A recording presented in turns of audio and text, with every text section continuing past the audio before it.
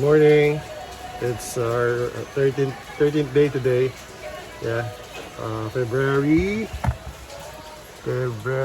7. Yeah. Monday.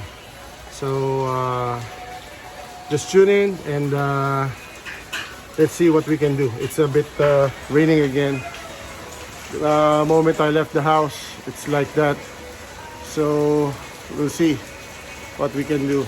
I got only 2 workers who came in for thing today for work. So I'll update you again later. Just tune in.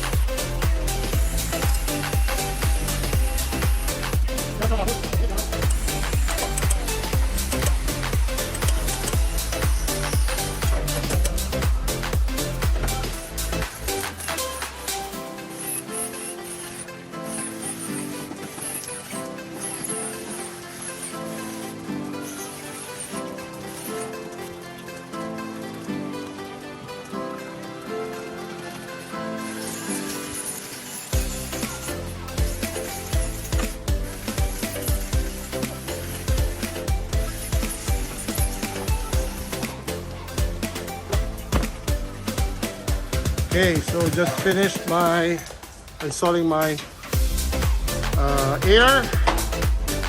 What do you call this? Air duct extension. Automatic air line hose reel.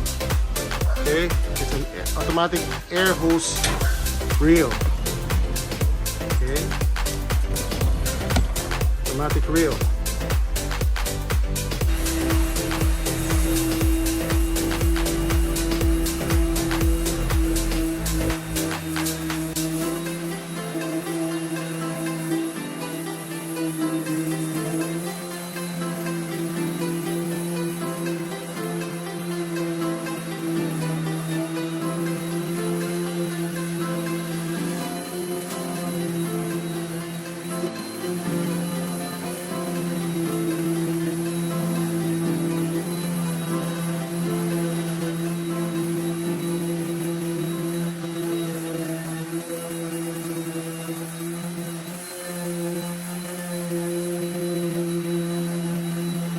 Okay, after 30 minutes of work, I've just used my orbital sander to clean up the remaining paint and body fillers. However, the few ones are going to be removed by a cup brush. Okay, so this is my work for 30 minutes and I'll proceed here in a while. Good morning, it's February 8th, it's our 14th day and I'm off to work. Getting back to the shop. I was able to finish my job yesterday. Well, there was an errand at the house. I wasn't able to go back at the shop to finish my work, so we'll see what they did finish yesterday. Good morning, we're back at the shop. Okay, so here's what they finished yesterday. Okay, that's JM, my boy. Still working on the removal of the paint, and my tinsmith. Let's see what he did finish yesterday. Okay, so there's a 1 and 1.5 angle bar 2.2 with the 2.2 thickness that will carry the floor panel. Oh, okay. The head is now perfectly done. Completely done.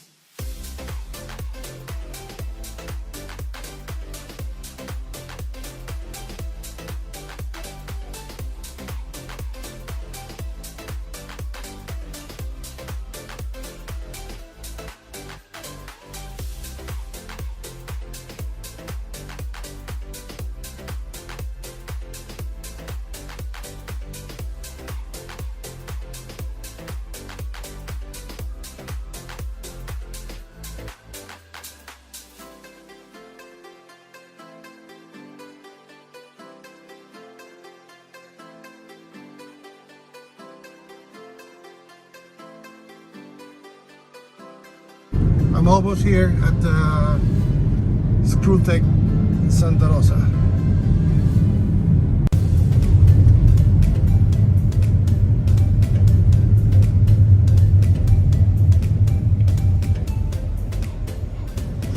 I'm here at Santa Rosa, here in Screwtech. This is by my air hose connector.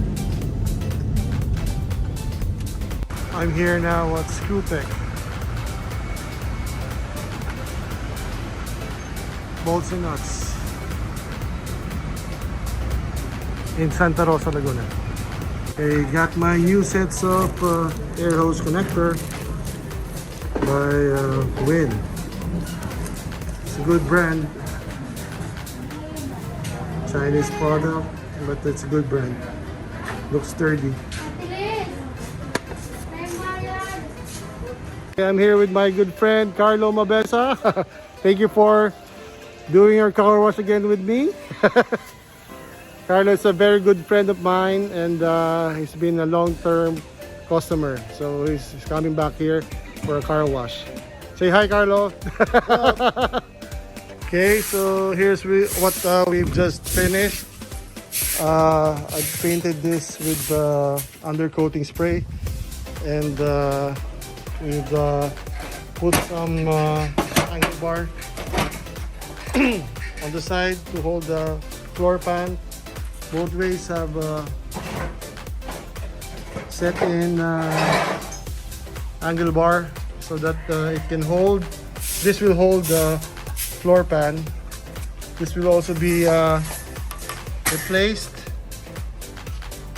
to regain the strength, because this one is worn out already also. Yeah. So see you guys tomorrow. Thank you for watching vlog number day number 14 tayo. Day 14. Vlog number 9. Okay. Okay. Okay, balance. Okay, thank you for watching, and see you tomorrow for day 15. Hello, good morning. This is day 15 of our restoration project, February 9. So I only have one worker with me, only the tinsmith. Everybody's absent, so I guess work progress will take slow today. But nevertheless, tune in and we'll see what we can finish today. Okay? Okay, we're going to replace this one. This, the back part holder of the, ano tawag to? Yeah, hindi yung dito. Floor pan holder at the back part. Ayan, di ba? Siya ang holder. So this one goes here. And this one also will replace. Yeah. This will hold the floor pan. Tama, right?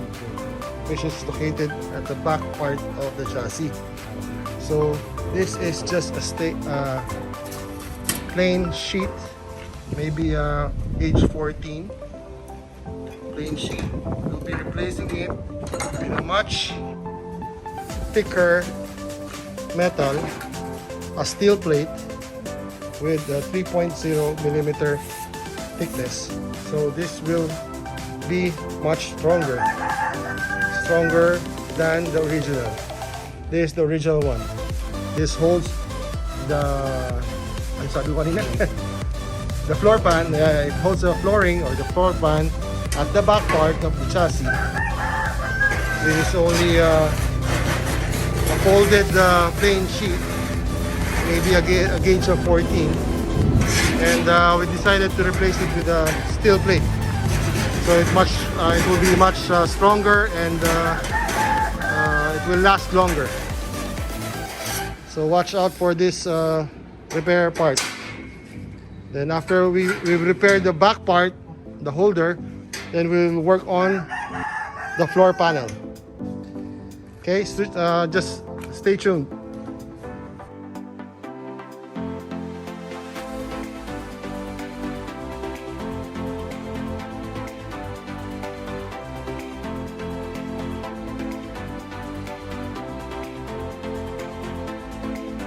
Okay guys, from this one down to this one, from plain sheet of mga ano to, no? Gauge 14 to steel plate gauge 3.0 millimeter, much stronger.